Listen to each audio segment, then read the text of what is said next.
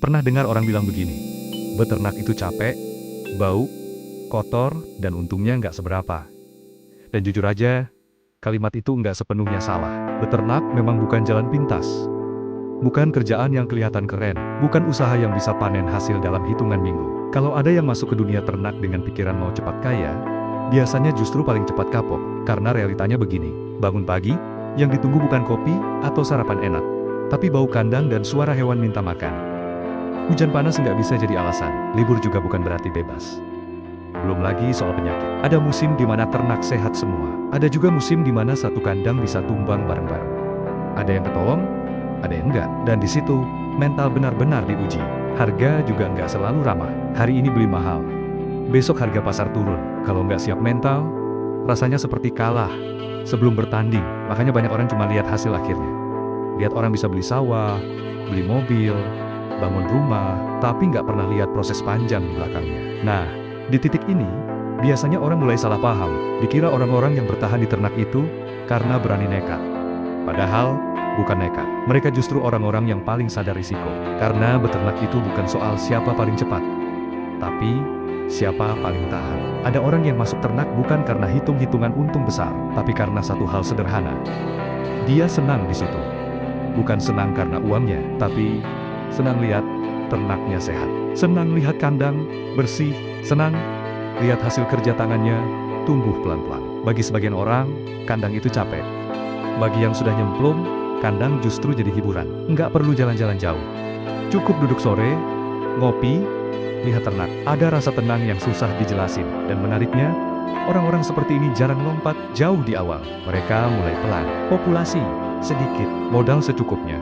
Sambil belajar, sambil salah, sambil jatuh bangun. Kalau ada usaha lain yang masih jalan, dijalani bareng.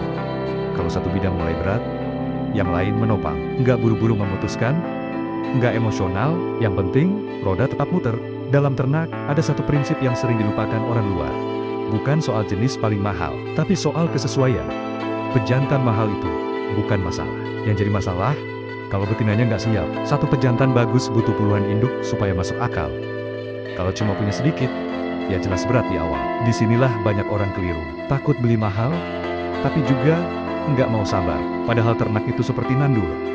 Ada masa puasa, ada masa nunggu, ada masa belum kelihatan hasil. Kalau mentalnya masih mau hitung untung per bulan, biasanya stres duluan. Yang bertahan, justru yang sudah pasrah. Tapi bukan menyerah. Pasrah dalam arti yakin rezeki itu ada jalannya. Tapi tetap kerja, tetap ngurus, tetap tanggung jawab. Dan lucunya, orang-orang seperti ini jarang sibuk pamer. Mereka nggak teriak sukses. Mereka cuma jalan pelan, konsisten, bertahun-tahun. Hasilnya datang pelan-pelan juga. Sedikit demi sedikit, bukan meledak, tapi stabil. Sawah kebeli, rumah kebangun, anak sekolah, jalan. Kehidupan cukup. Bukan hidup yang kelihatan wah, tapi hidup yang bisa dijalani tanpa panik. Kalau ditanya enaknya beternak apa? Jawabannya bukan uang. Enaknya itu merasa berguna. Merawat sesuatu yang hidup, melihat hasil dari kesabaran sendiri. Dan soal jeleknya, iya, banyak, capek, risiko, penyakit, harga naik turun. Tapi justru di situ letak kejujurannya. Usaha ini nggak manis di awal.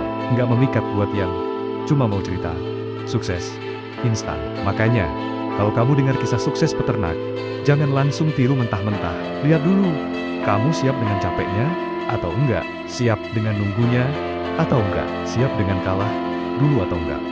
Karena kisah inspiratif itu bukan untuk disalin, tapi untuk dipahami. Dan mungkin bukan semua orang cocok beternak. Tapi buat yang cocok, ternak bukan cuma usaha. Dia jadi cara hidup. Pelan, keras, jujur, dan kalau dijalani dengan niat yang tepat.